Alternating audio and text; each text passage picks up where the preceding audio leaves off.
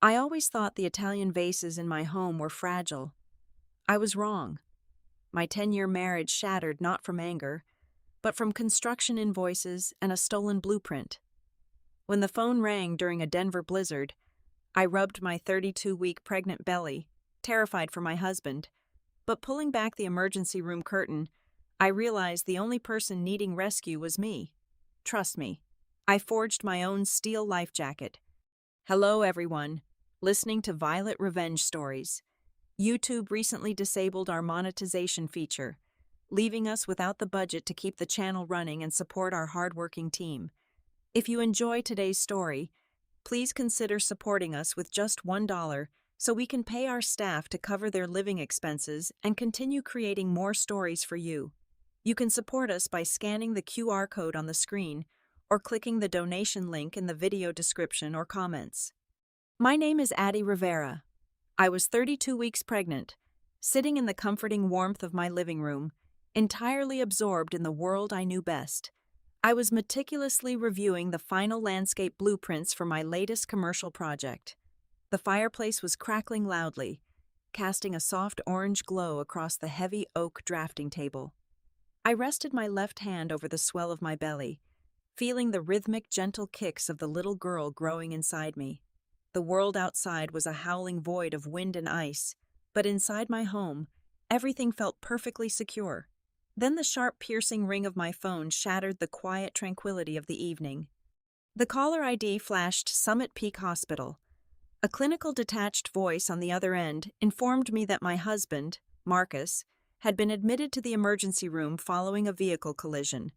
The nurse provided very few details, only mentioning the treacherous condition of the icy roads. Panic, thick and suffocating, immediately gripped my throat. I abandoned my blueprints, grabbed my heavy winter coat, and rushed out into the brutal Denver night.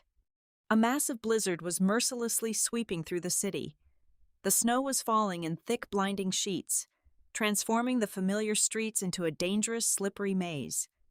I pushed my car through the treacherous weather, my tires struggling to find grip on the frozen asphalt. I gripped the steering wheel so tightly that my knuckles turned completely white under the dashboard lights. My mind raced with terrifying scenarios, but I stubbornly convinced myself that Marcus had merely lost traction on a sudden patch of black ice. I prayed into the empty car, begging the universe that he just had a few minor bruises and a bruised ego. I needed the father of my child to be safe. I practically stumbled through the automatic sliding glass doors of the emergency room, my heart pounding a frantic, painful rhythm against my ribs. The sterile, blinding white fluorescent lights of the hospital hallway stood in stark, jarring contrast to the dark, freezing storm I had just battled. The sharp, bitter smell of medical-grade antiseptic hit my nose as I rushed past rows of occupied beds and busy nurses. I was desperate to find him, my eyes scanning the room for his familiar face. Finally, a nurse pointed me toward his designated trauma bay. I grabbed the edge of the heavy privacy curtain and yanked it back, gasping for air, fully expecting to see my husband bloodied, bandaged, or unconscious. Instead, my entire world stopped spinning. I stopped dead in my tracks. My boots planted firmly on the cold linoleum. Marcus was sitting upright on the edge of the narrow hospital bed. He was perfectly intact. There were no casts. There were no bandages. There was absolutely no blood. Yet, he was definitely not alone. His hands were reaching out, tightly gripping the hands of another woman. It was Chloe. Chloe was the ambitious, supposedly professional general contractor we had recently hired to oversee the massive, expensive renovation of our new family home. The very woman who was supposed to be tearing down walls to build a beautiful nursery for our unborn daughter was sitting intimately close to my husband. The comforting warmth of my pregnancy evaporated in a single devastating instant. It was quickly replaced by a deep, bone-chilling cold that had absolutely nothing to do with the brutal winter storm raging outside the hospital walls. The standard reaction to a betrayal of this magnitude would be to scream. A normal heartbroken wife might faint, sob uncontrollably, or launch into a hysterical screaming rage right there in the middle of the crowded medical ward. I did none of those expected things. My brain instantly bypassed the emotional meltdown and violently dropped into a detached, icy state of pure survival. My feet felt permanently glued to the floor. I simply stood there in silence, transformed into an unblinking, analytical observer trapped in my own waking nightmare. I watched the tender, sickening way his thumb slowly stroked her knuckles.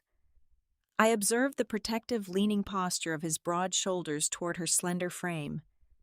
Those were the exact intimate gestures he had always used to comfort me when I was stressed or afraid. The intimacy between them was undeniable, practiced, and deeply entrenched. The very moment their eyes finally registered my silent presence at the foot of the bed, they snapped apart like two guilty teenagers caught under a spotlight.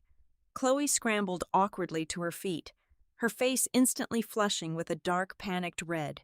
She frantically tried to weave a clumsy, desperate explanation, her voice pitching an entire octave higher than its usual confident tone. "Addie, oh my goodness. Thank God you are here.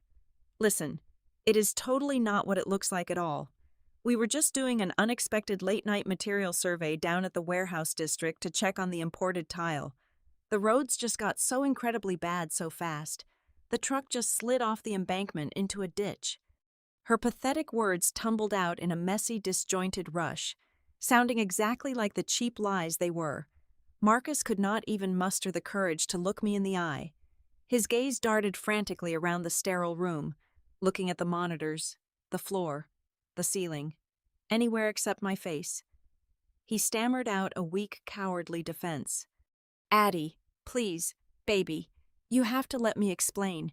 It was just a really stupid accident on the ice." He actually reached his hand out toward me, the exact same hand that had just been tenderly caressing his mistress seconds prior. The silence that stretched between the three of us was thick, toxic, and utterly suffocating. I looked at Marcus. I truly looked at the man I had deeply loved and trusted for 10 long years, and I felt absolutely nothing but a rising tide of pure disgust. I did not shed a single pathetic tear for him. I did not utter a single angry word in response to their insulting lies. I simply turned my back on both of them. I walked straight out of the emergency room, my head held high, leaving the two traitors staring after my retreating figure in complete horrified shock. Stepping back out into the freezing, relentless blizzard, I felt a heavy metallic switch flip deep inside the darkest corners of my mind. The loving, trusting wife he knew was dead. The architect of their absolute destruction had just opened her eyes. To truly understand the depth of this fracture, you have to look closely at the flawless foundation we built. Marcus and I met 10 years ago in a crowded, dimly lit coffee shop near our university campus down in Austin. We were just 22 years old, fueled by cheap caffeine and massive, naive ambitions.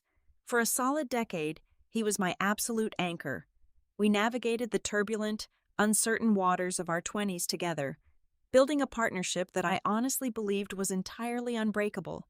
There were absolutely no cracks in our armor, no hidden secrets in our closets, just a shared, unified vision for our future. That was the man I married. That was the man I trusted with my very life. About 18 months ago, we decided to leave Texas and relocate up to Denver. We wanted a fresh, beautiful start, and a perfect, quiet neighborhood to raise a family. We poured our savings into purchasing a stunning but completely dilapidated century-old Victorian house. It was a massive, intimidating undertaking, but it was supposed to be our ultimate forever home, to manage the extensive, complex renovations. Marcus brought in Chloe. She came highly recommended, a supposedly brilliant general contractor who promised to transform the dusty, crumbling bones of the old house into a magnificent sanctuary for our upcoming arrival. We eagerly handed her the keys to our house, completely unaware that we were simultaneously handing her the keys to our marriage.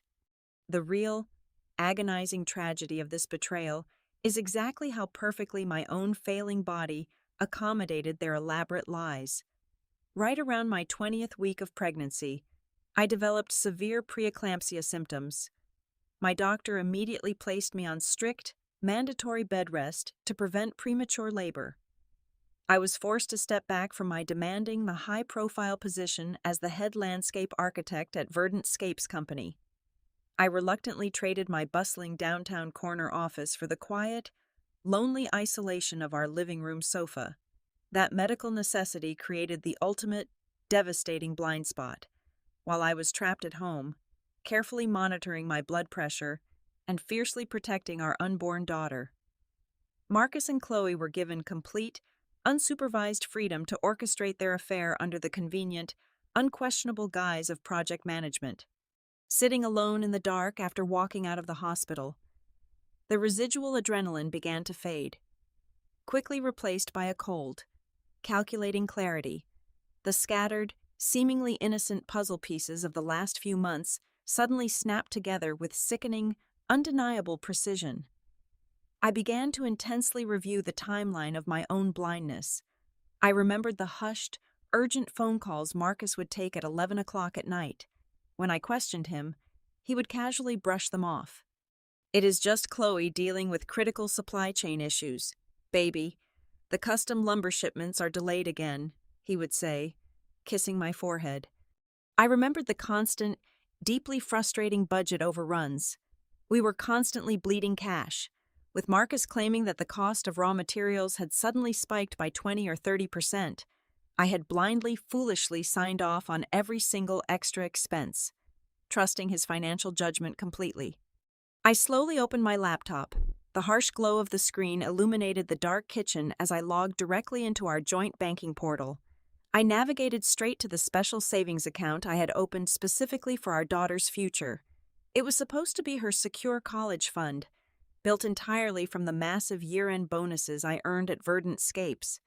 As I scrolled down the digital ledger, my stomach violently churned. The numbers told a story of blatant, cruel, unforgivable theft. Over the past 4 months, massive chunks of money had been quietly, systematically siphoned away. There were unexplained cash withdrawals of $1,000 here, $2,500 there, but there were also careless, arrogant slip-ups. I stared at a luxury resort booking in Aspen for exactly $3,400. It was booked on the exact same weekend Marcus claimed he was attending a mandatory out-of-state real estate seminar. He had literally stolen from his innocent, unborn child to fund his romantic mountain getaways with the very woman hired to build her nursery. Yet, the financial theft, as utterly devastating as it was, paled in comparison to the professional betrayal I was about to uncover. Driven by a newfound, relentless paranoia, I accessed our shared home network server. I bypassed the standard folders and checked the recent security activity logs on Marcus's personal profile. My blood ran completely cold, freezing my veins. Over the past 8 weeks, he had methodically bypassed my secure work folders. He had systematically downloaded every single one of my proprietary commercial landscape blueprints. These were not just rough conceptual sketches, they were the highly confidential, multi-million-dollar development plans I had exclusively designed for Verdant Scapes Company. They were my prized intellectual property, the crowning achievements of my entire career. The digital footprint clearly, irrefutably showed he had copied hundreds of massive computer-aided design files onto a private, external hard drive. He was not just sleeping with the contractor, he was not just stealing our daughter's future tuition money. Marcus was actively, maliciously robbing my professional legacy right out from under me. The physical affair was sickening, but this calculated, cold-blooded corporate espionage was entirely unforgivable. They thought I was just a weak, bedridden, pregnant woman who would never look past the surface of their lies. They fatally underestimated the very brain that built the successful life they were currently trying to steal. As I sat there in the silent, freezing house, reviewing the damning digital evidence of my ruined marriage, the agonizing heartbreak finally burned away. What remained was a terrifying, crystal-clear, predatory focus. They had drawn up the blueprints for my destruction, but they had fundamentally misunderstood who the real master architect was. The drive back through the blinding Denver blizzard was a blur of white snow and suffocating silence. The moment I stepped over the threshold of our unfinished house, I marched straight to the central security panel. With trembling but determined fingers, I erased every single digital access code, replacing them with a sequence only I knew. I locked the heavy deadbolts. I secured the thick oak doors. Only then, standing in the middle of the dark, half-renovated kitchen, did my legs finally give out. I collapsed onto the freezing slate tiles. For the first and absolutely last time, I allowed the heavy dam to break. I wept not for my shattered marriage, but for the innocent little girl growing inside me. I mourned the profound loss of the perfect, intact family I had desperately wanted to give her. I laid on that hard floor for hours, crying until my throat was completely raw and my eyes burned, purging a decade of love and trust from my system. I gave myself exactly one single night to be a heartbroken victim. When the pale, gray light of the winter morning finally crept through the frosted windows, I forced myself to stand. I washed my face in ice-cold water, staring intently at the hollow-eyed woman in the mirror. I took a deep, shaky breath and picked up my phone. I effortlessly bypassed the 47 missed calls and 52 frantic voicemails from Marcus. Instead, I dialed my cousin Elena over in Chicago. Elena was not just family. She was a ruthless corporate litigator with a razor-sharp mind and a heart fiercely loyal to our bloodline. "He is cheating on me, and he is stealing from us," I said, my voice completely devoid of any emotion. "I am on the next flight," was all she replied. Despite the severe weather grounding dozens of flights across the Midwest, Elena managed to bully her way onto a plane and walk through my front door by 3 o'clock that afternoon. She dropped her heavy designer luggage in the hallway, took one long look at my pale face, and instantly shifted into wartime strategy mode. She brewed a massive pot of strong black coffee, sat me down at the kitchen island, and physically took my phone away, permanently blocking Marcus from reaching me on any platform. While Elena was busy organizing a strategic list of local contacts, a courier van pulled up the snowy driveway. The delivery driver handed me a thick, heavy cardboard envelope marked urgent and strictly confidential, addressed specifically to Marcus. Under normal circumstances, I would have dutifully left it on his home office desk. Today, I did not hesitate for a single second. I grabbed a sharp kitchen knife and sliced the thick tamper-proof seal wide open. What I found inside that heavy envelope instantly evaporated whatever lingering sadness resided in my chest. They were heavily stamped, officially notarized legal documents from the state corporate registry. Marcus and Chloe were not just carrying on a pathetic, cliché affair. They were formally establishing a brand new limited liability company. It was a boutique commercial landscaping and contracting firm. As I flipped through the printed business plan and the glossy promotional materials included in the packet, my breath literally caught in my throat. There, printed in vibrant color on premium, heavy stock paper, were my designs. The exact proprietary commercial blueprints he had stolen from my secure hard drive were being proudly showcased as the foundational portfolio of their new rival startup. The extensive documents outlined their aggressive strategy to aggressively bid on the massive, upcoming urban revitalization project downtown. It was a highly coveted commercial city contract worth over $7 million. It was the exact same prestigious project I had been tirelessly preparing my own firm to win before my doctors forced me onto bed rest. The sheer audacity of their plan was utterly breathtaking. They were using the hard-earned money they systematically stole from my unborn daughter's savings account to quietly fund their expensive legal fees and marketing materials. They were using my intellectual property, the literal fruits of my labor and creative genius, to deceptively establish themselves as top-tier industry experts. They fully intended to completely blindside my firm, steal the massive multi-million-dollar contract, and build their shiny new prosperous life together directly on the ashes of my ruined career. They were attempting to erase me entirely. Staring at those damning legal papers, the profound betrayal transcended a mere broken heart. This was not just a weak husband stepping out on his pregnant wife. This was a calculated, parasitic extraction of my wealth, my intellect, and my professional identity. A chilling, absolute calm washed over my entire body. The lingering heavy pain in my chest was instantly replaced by a razor-sharp, terrifying fury. The protective mother bear instinct, primal and fiercely vicious, completely took over my mind. Elena leaned over my shoulder, silently reading the corporate documents, her jaw visibly tightening. So, what is the strategic move here? Addie, do we call a local divorce attorney right now and serve him with papers at his cheap motel? I slowly stacked the papers back together, aligning the edges with meticulous precision. I looked at the stolen blueprints, then down at my pregnant belly, and finally up at my cousin. No, I replied, my voice as steady and cold as the thick ice outside. A standard divorce is entirely too cheap. A simple equitable division of assets will not teach them anything. They want to play cutthroat corporate business using my money and my brain. We are not just going to divorce him, Elena. We are going to patiently let them build their fragile little glass castle, and then we are going to completely obliterate their ambitions, their finances, and their entire professional existence from the ground up.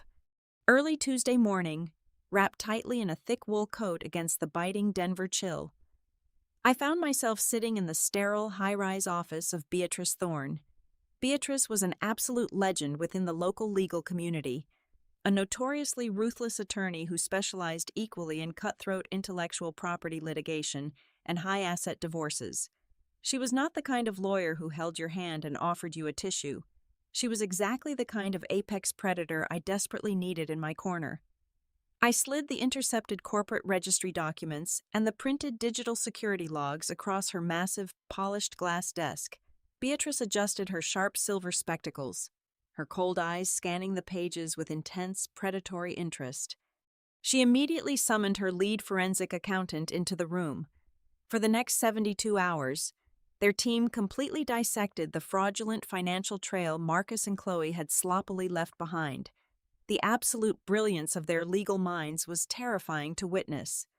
They uncovered exactly how Chloe had been operating her side of the scam. She had been methodically forging dozens of highly detailed, fake invoices for premium construction materials.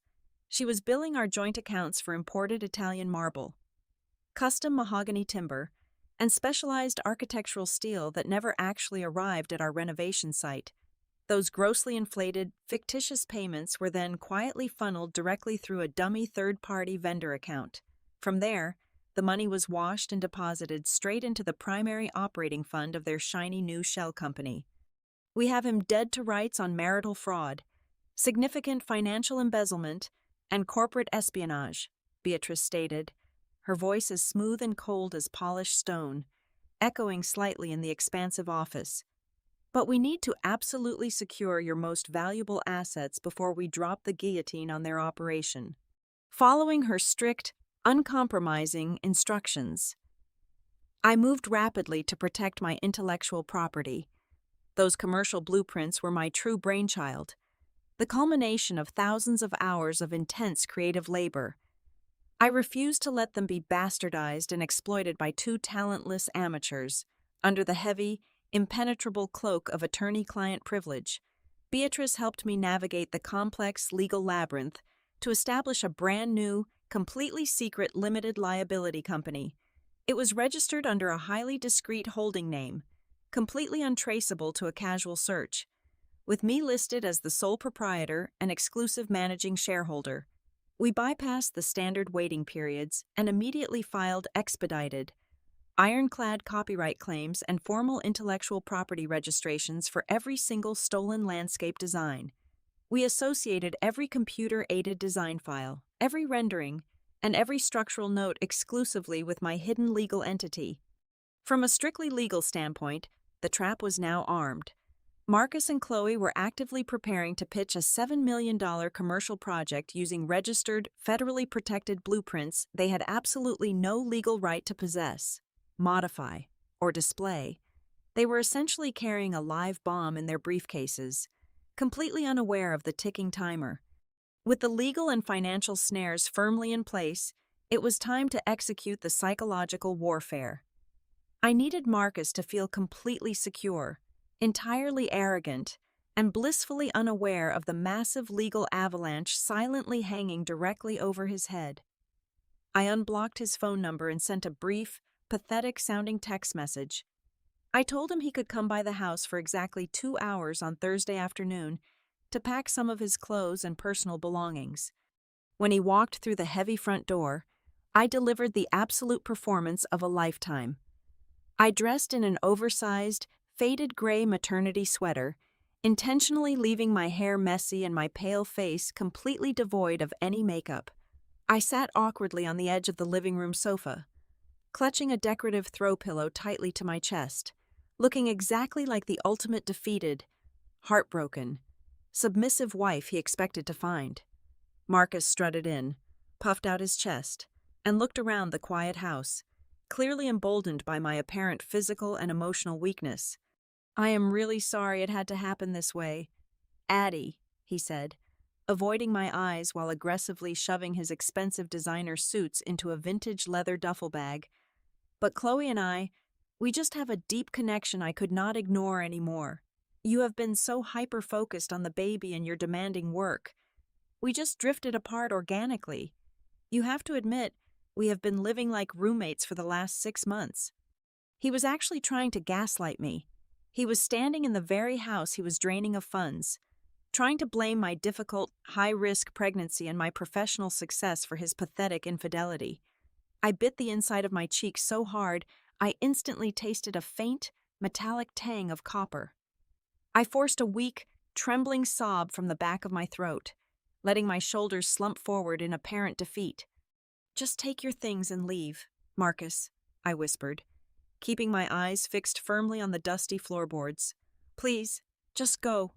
He practically smirked, entirely convinced that my intense grief had completely blinded my logic. He zipped up his bag and walked out the front door, believing he had cleanly escaped. He assumed my only concern was a shattered romance, completely oblivious to the glaring fact that I had not mentioned a single, solitary word about his secret new business venture or the missing money. His towering arrogance was his ultimate vulnerability. The exact moment his car pulled out of the snowy driveway and disappeared down the street, my fake tears instantly vanished, replaced by a cold, calculating resolve. I picked up my laptop and initiated the final, most crucial phase of the trap, utilizing my extensive, deeply entrenched professional network at Verdant Scapes Company. I reached out to a highly trusted senior director who currently sat on the elite advisory board for the massive urban revitalization project Marcus was aggressively targeting. I did not sound hysterical, bitter, or vengeful during the call. I remained entirely professional and calmly detached, subtly dropping heavily calculated hints about the upcoming commercial bidding war. I casually mentioned that a highly sophisticated, proprietary design concept, one bearing my distinct, recognizable signature architectural style, might mysteriously surface during their upcoming vendor presentations. I strongly advised the board of directors to heavily scrutinize the true origins, the technical authenticity, and the strict legal ownership of any architectural blueprints submitted by newly formed, untested startup companies lacking a proven portfolio. I did not explicitly name Marcus or Chloe. I did not have to. I simply planted a massive, undeniable seed of doubt in the minds of the key decision-makers, guaranteeing that when those two traitors finally walked into that boardroom, they would be walking straight into a hostile, hyper-vigilant interrogation. I closed my laptop and let out a long, slow breath. Every single legal, financial, and psychological trap had been perfectly laid out. The invisible noose I had carefully woven from their own deceit and greed was now securely looped around their necks. All I had to do now was sit back, maintain my absolute silence, and wait for them to arrogantly kick away the chair. The morning after Marcus confidently strutted out of my house with his vintage leather duffel bag, Beatrice Thorne moved with the lethal precision of a striking viper. The emergency divorce petition was not just a standard legal filing. It was a devastating, heavily coordinated carpet bombing of his entire financial landscape. By 9 o'clock on Friday morning, a court-appointed process server located Marcus sitting at a trendy downtown cafe, casually sipping an expensive artisan espresso. The server dropped a massive, heavy stack of legal documents squarely onto his lap. At that precise, beautiful second, Beatrice executed the emergency ex parte orders we had meticulously prepared. The heavy iron gates slammed shut on every single joint asset we possessed. The checking accounts, the high-yield savings, the shared business credit cards, and the massive home equity line of credit were all instantly frozen tight. I sat at Elena's kitchen table and watched the real-time banking alerts light up my phone as his debit card was humiliatingly declined for a simple $5 coffee. I had successfully severed his financial oxygen supply in one single, brutal stroke. With Marcus temporarily paralyzed by the sudden financial freeze, I turned my immediate attention to reclaiming my violated territory. I drove out to our half-renovated Victorian house. The icy winter wind was biting, but the atmosphere inside the dusty, exposed wooden framing was even colder. I found the master plumbing, electrical, and carpentry crews packing up their heavy tools, their faces hardened with deep, bitter frustration.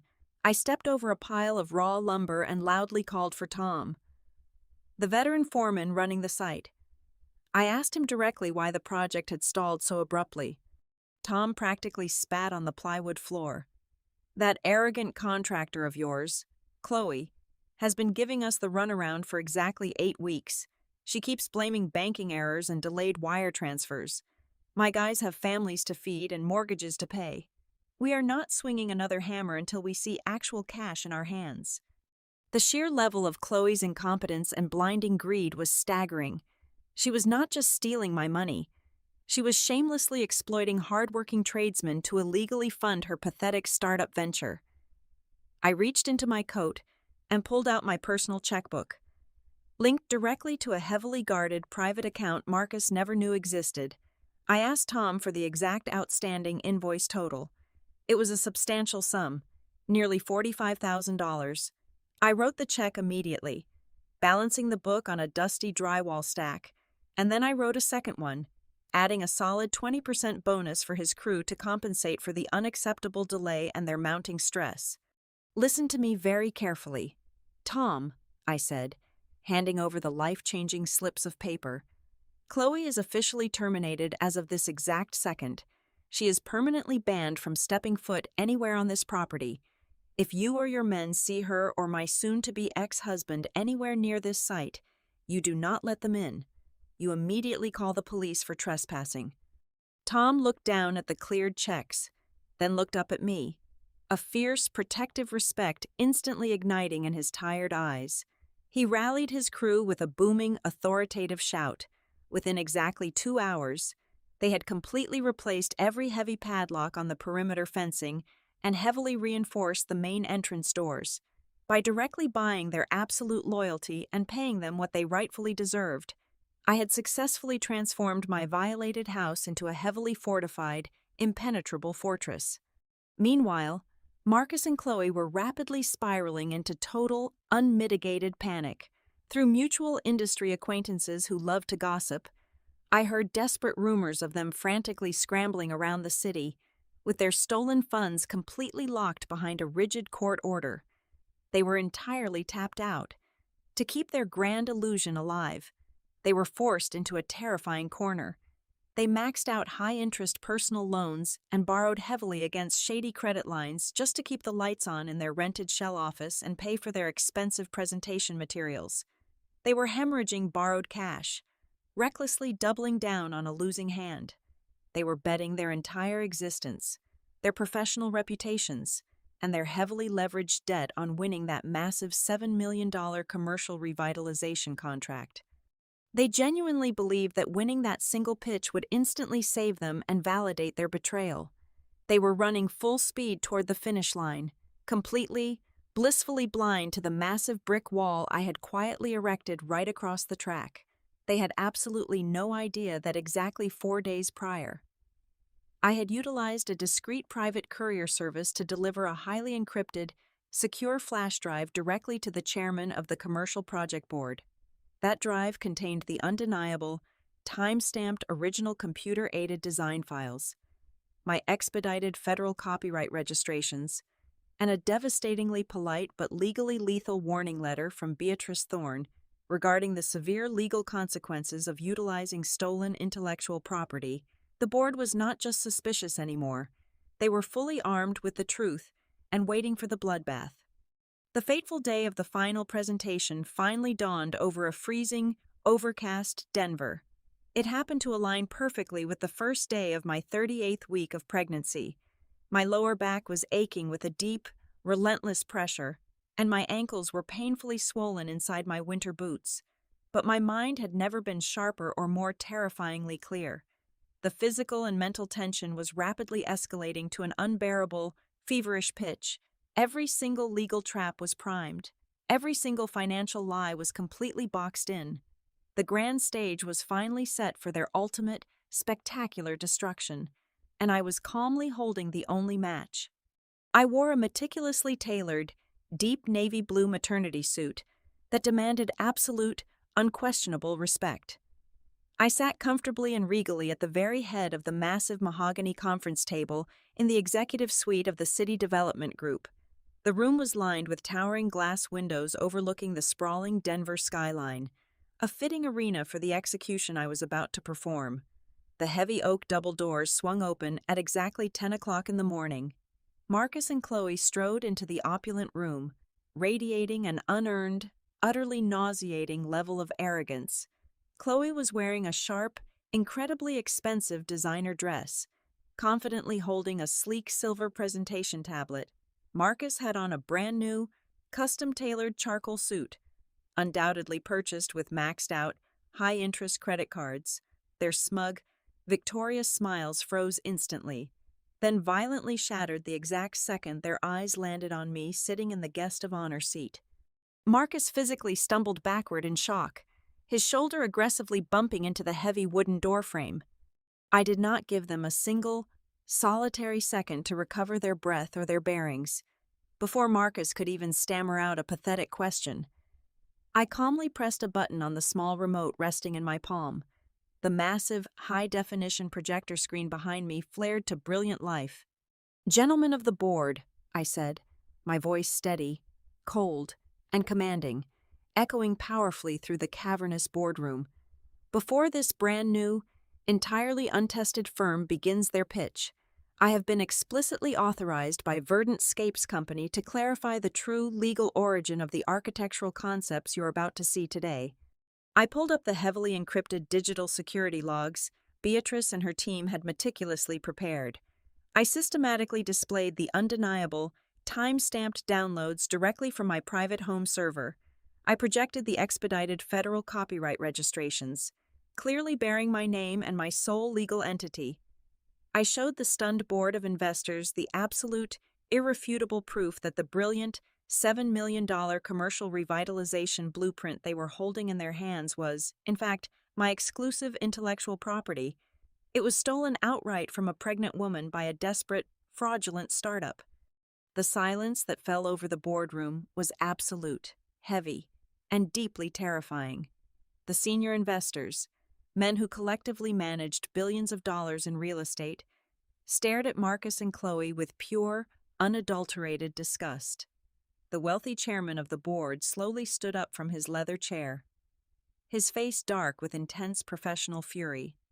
"This meeting is completely over," the chairman barked, tossing the glossy presentation folders aggressively onto the table. "Your firm is permanently blacklisted from bidding on any commercial city contracts, and our corporate legal department will be contacting you immediately regarding this blatant, insulting attempted fraud." The grand illusion instantly vaporized. Panic, raw, ugly, and entirely selfish, consumed Chloe.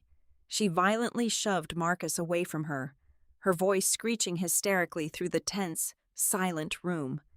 "This was all his fault," she screamed, wildly pointing a trembling finger at my husband. "He completely lied to me. He told me he legally owned the rights to these landscape designs. He is a lying, pathetic, manipulative thief." She was viciously, desperately tearing down the very man she had actively destroyed my 10-year marriage for, wildly trying to save her own rapidly sinking ship. Marcus looked at her in absolute, horrified shock, his jaw hanging open as the toxic, fragile alliance they had built entirely on deceit completely imploded right in front of my eyes. Just as Marcus reached out to grab Chloe's arm to furiously silence her, the heavy boardroom doors swung open a second time. Beatrice Thorne walked in, wearing a sharp crimson trench coat, looking exactly like an apex predator arriving for the final kill. She walked directly up to the screaming, panicking pair and slapped two thick, heavily bound legal folders squarely onto the mahogany table. Marcus, Chloe, consider yourselves officially served with federal civil lawsuits for corporate espionage, intellectual property theft, and massive marital financial fraud, Beatrice announced, her voice dripping with lethal satisfaction. The sheer magnitude of their destruction was finally, perfectly complete. They had absolutely nothing left. Their money was frozen, their reputations were annihilated, and their freedom was severely threatened. And right at that exact, glorious crescendo of absolute victory, a sharp, sudden pop echoed deep from within my lower abdomen. A sudden, undeniable rush of warm fluid completely soaked the luxurious leather chair beneath me. I gasped loudly, my hands instantly gripping the thick edge of the heavy table as a massive contraction ripped through my back. My water had just broken, right in the middle of the corporate slaughterhouse. The poetic timing of the universe was overwhelmingly powerful. The utter destruction of my painful past was instantly, violently colliding with the beautiful birth of my future. The boardroom immediately transformed from a legal execution chamber into an emergency response zone. The board members scrambled to assist me.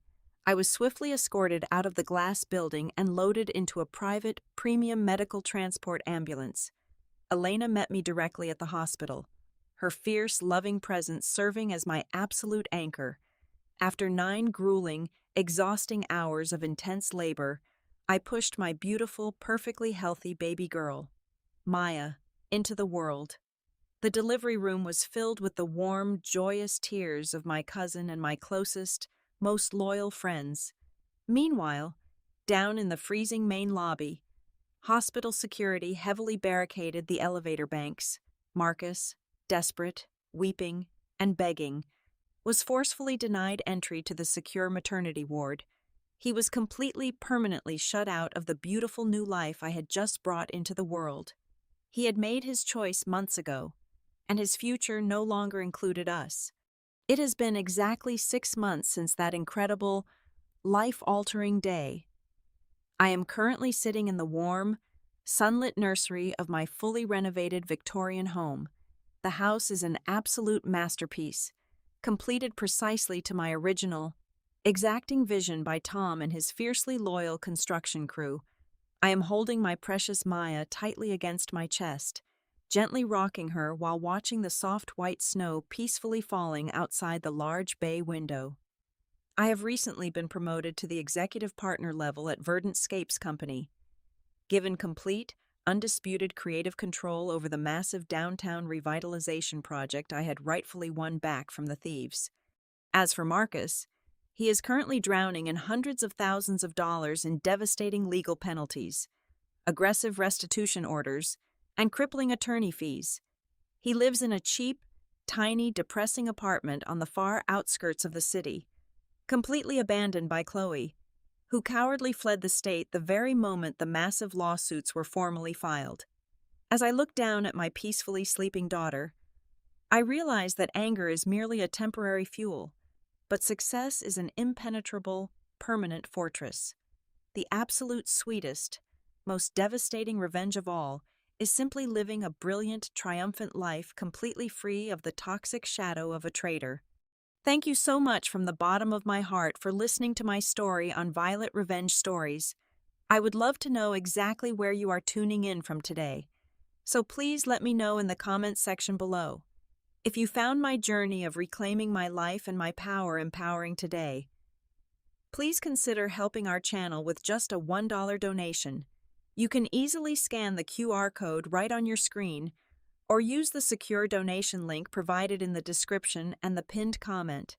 Your generous support allows the channel to pay its hardworking staff so they can comfortably feed their families and continue bringing you more incredible, deeply emotional stories just like this one. Stay strong, protect your peace, and never let anyone dim your brilliant light.